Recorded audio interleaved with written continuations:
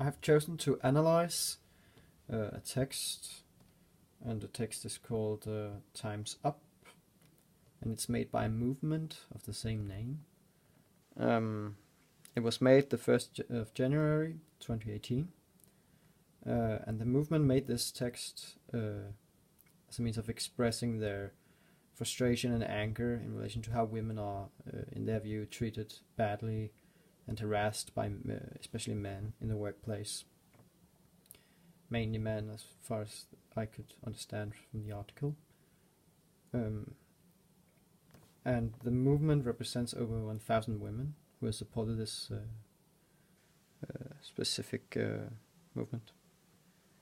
And the title of both the text and the movement reflects to how they view that the time is now up for women to not to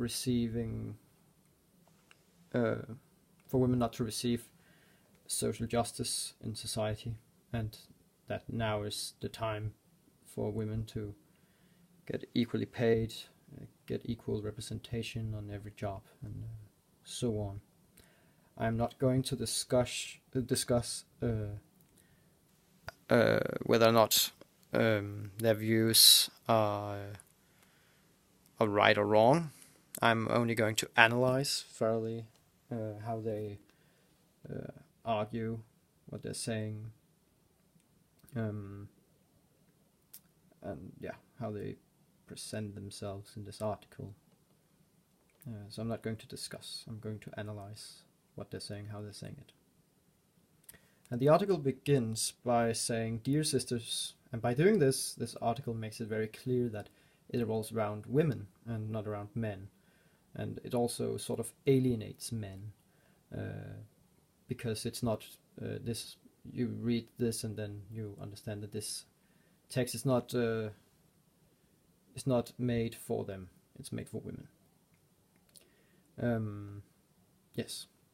Then it says, "We write on behalf of over 1,000 women who work in film, television, and theatre."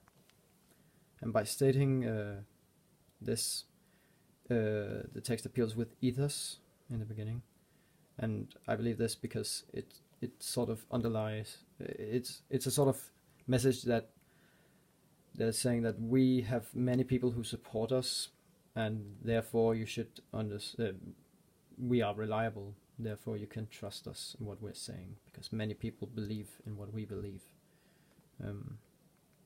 That's sort of what it's subtly trying to say, I believe. It also strongly appeals with a pathos, as it says things like, "We acknowledge the heavy weight of our common experience of being preyed upon, harassed, and exploited by those who abuse their power and threaten our physical and economic security." Here they use very negative words, and sort of tries to evoke emotion by using these heavy words. And they also try to relate and show their sympathies to people, women, especially who have been in situations where they were harassed and exploited. Text then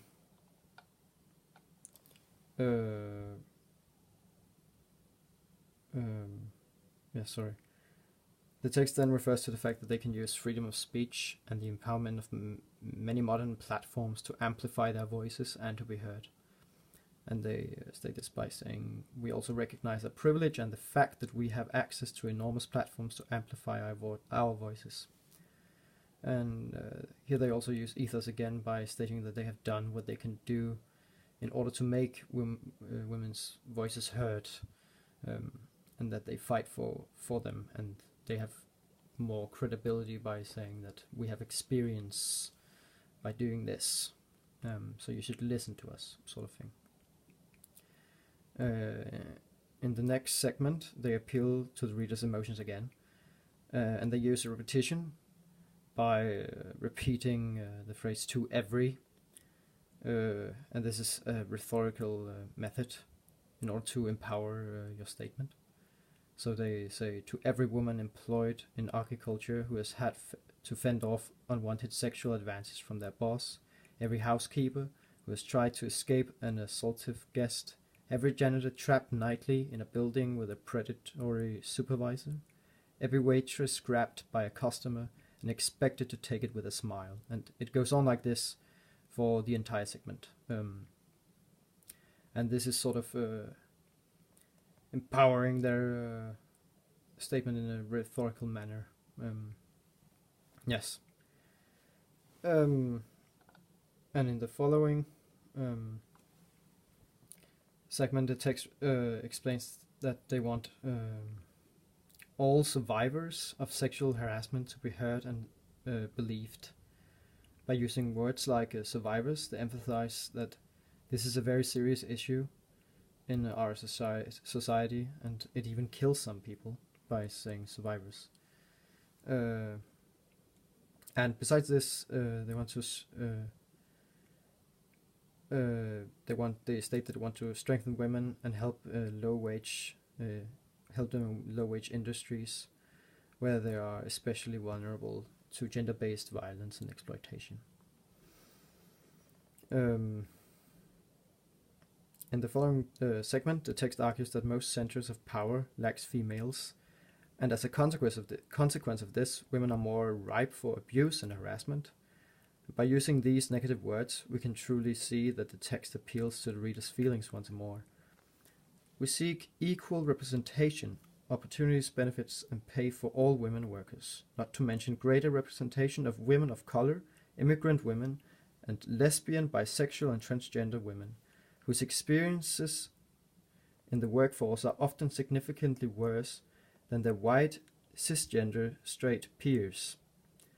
Here they use identity politics, and they do this by sort of placing the white, cisgender, straight peers into one box, and then having themselves in another box. And yeah, they also once more appealed to the reader's feelings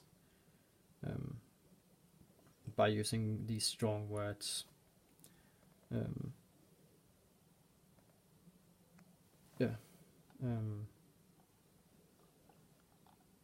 Oh, sorry. Oh.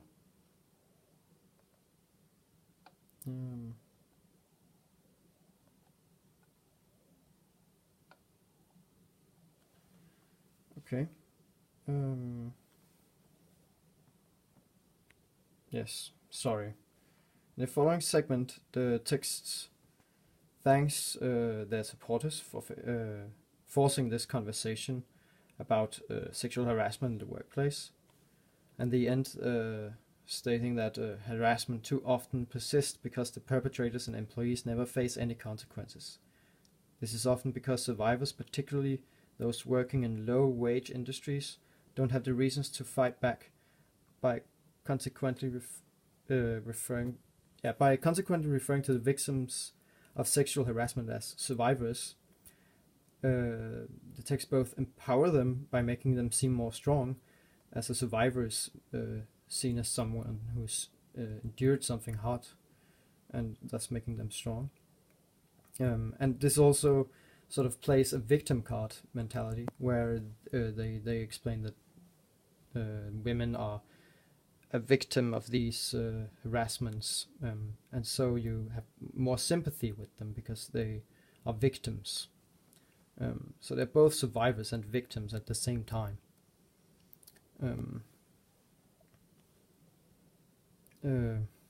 And it is very clear that the purpose of this text is to persuade the reader into helping this movement to spread awareness of these problems that they have stated, and that they want more support, more people to believe in their views. And yes, this is my analysis.